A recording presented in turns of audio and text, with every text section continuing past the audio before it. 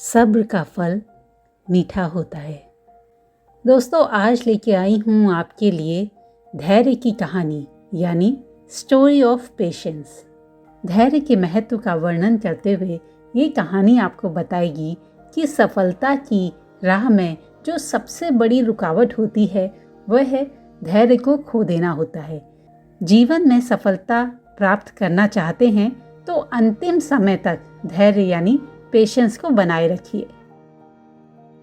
जंगल के किनारे एक छोटा सा गांव था। जंगल में जंगली जानवरों की बहुतायत थी, इसीलिए गांव के लोगों को पेड़ पर चढ़ने का ज्ञान होना बहुत ज़रूरी था, ताकि जंगली जानवर अगर एकदम से सामने आ जाएं तो इंसान पेड़ पर चढ़कर अपनी जान बचा सके।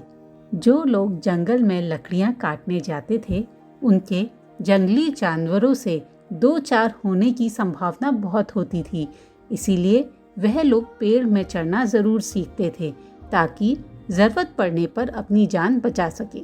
उस गांव में एक बुजुर्ग रहते थे जिन्हें सब बाबा कह के बुलाते थे। वह पेड़ पर चढ़ने की विद्या में माहिर थे और लोगों को पेड़ में चढ़ाने का प्रशिक्षण दिया करते थे। गांव के ज़्यादातर लोग उनके पास ही पेड़ पर चढ़ने की ट्रेनिंग लेने के लिए आते थे। एक दिन बाबा ने कुछ युवकों के समूह को बुलाया जिन्हें वे पेड़ पर चढ़ने की ट्रेनिंग दे रहे थे। वह उन लोगों के ट्रेनिंग का लास्ट डे था।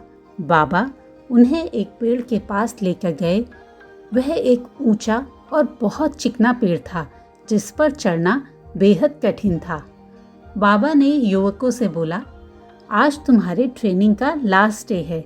मैं देखना चाहता हूँ कि तुम पेड़ में चढ़ने में माहिर हुए या नहीं, इसीलिए मैं तुम्हें इस चिकने और ऊंचे पेड़ पर चढ़ने की चुनौती दे रहा हूँ। यदि तुम लोग इस पेड़ पर चढ़ने में सफल रहे तो दुनिया के किसी भी पेड़ पर आसानी से चढ़ सकते हो। बाबा की यह बात सुनकर सभी युवक बहुत उत्साहित हो गए। वह पेड़ पर चढ़ने के लिए लाइन से खड़े हो गए। सबसे पहला युवक पेड़ पर चढ़ने लगा। वह बहुत आसानी से पेड़ पर चढ़ा और फिर नीचे उतरने लगा। उतरते समय जब वह आधे रास्ते पे पहुंच गया तब बाबा बोले, सावधान, आराम से संभल कर उतरो, कोई जल्दी मत करो। उस युवक ने वैसा ही किया। वह आराम से सावधानी से नीचे उतरा। उसके बाद एक एक करके सारे युवक पेड़ पर चढ़ने लगे।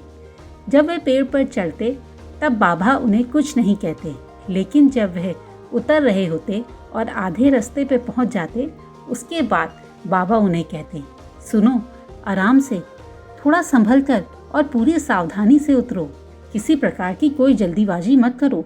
सभी युवकों ने बाबा की यह बात मानी और पेड़ पर चढ़कर आसानी से नीचे उतर गए और अपने कार्य में सफल रहे।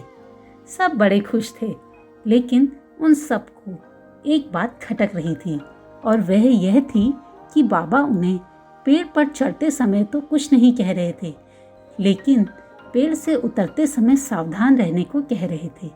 उन्होंने बाबा से पूछ ही लिया, बाबा, इस पेड़ की सबसे ऊंची शाखा पर चढ़ना सबसे कठिन था, लेकिन आपने उस पर चढ़ते समय हमें संभल कर रहने को नहीं कहा, लेकिन पेड़ से उतरते समय जब हम ज़मीन से बहुत पास पहुंच गए थे तब आप हमें संभल कर और सावधान रहने को कह रहे थे, ऐसा क्यों? बाबा बोले, देखो, पेड़ की सबसे ऊपर वाली शाखा पर चढ़ना बहुत कठिन है, यह मैं जानता हूँ और तुम भी बहुत अच्छे से जानते हो। इसीलिए मेरे बिना बोले ही तुम पहले से ही बहुत सतर्क थे। ऐसा हर किसी के साथ होता है। कार्य के प्रारंभ में हम सब सतर्कता के साथ आगे बढ़ते हैं, किंतु सतर्कता और सावधानी में चूक तब होती है जब हम मंजिल के बहुत पास होते हैं। तब हमें लगने लगता है कि हमारा काम तो पूरा होने वाला है, मंजिल अब दूर नहीं, और उस समय हमारा ध्यान भटक जाता है और हम गलती कर जाते हैं। इसीलिए हमेशा याद रखो कि मंजिल के नज़दीक पहुंचने और वास्तव में मंजिल में पहुंचने में बहुत फ़र्क होता है। वहां मौजूद सभी लोगों को बाबा की इस बात से जीवन में एक बहुत बड़ी सीख प्राप्त हुई। दोस्तों, हमारे जीवन में भी ऐसा कई बार होता है कि हम किसी काम को पूरा करने के बिल्कुल एंड पॉइंट पर पहुंच जाते हैं, लेकिन उसे पूरा नहीं कर पाते। लास्ट के कुछ मोमेंट्स में कुछ गड़बड़ हो जाती है और हमारा सारा काम बिगड़ जाता है और हम पछताते ही रह जाते हैं। अंतिम क्षणों की ज़रा सी असावधानी हमारे पूरे काम को बिगाड़ देती है। ऐसा इसीलिए होता है क्योंकि मंजिल के करीब पहुंचकर हम अपना पेशेंस यानी धैर्य खो देते हैं। धैर्य खो देने के कारण हमसे कोई ना कोई गलती हो जाती है।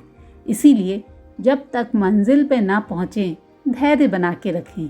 कार्य के आरंभ में जितना धैर्य और सावधानी आवश्यक है, कार्य के समाप्त होने तक भी उतना ही आवश्यक है। इसीलिए जब तक आपका काम पूरा ना हो जाए, अपने पेशेंस और अपने एक्साइटमेंट को बना के रखिए। उतने ही सावधान रहिए जितना कि प्रारंभ में थे। कहीं धैर्य खो देना आपके लक्ष्य को खो देने का कारण ना बन जाए। आशा करती हूँ कि आपको ये कहानी पसंद आई होगी। जल्दी ही मिलती हूँ एक और रोचक कहानी के साथ।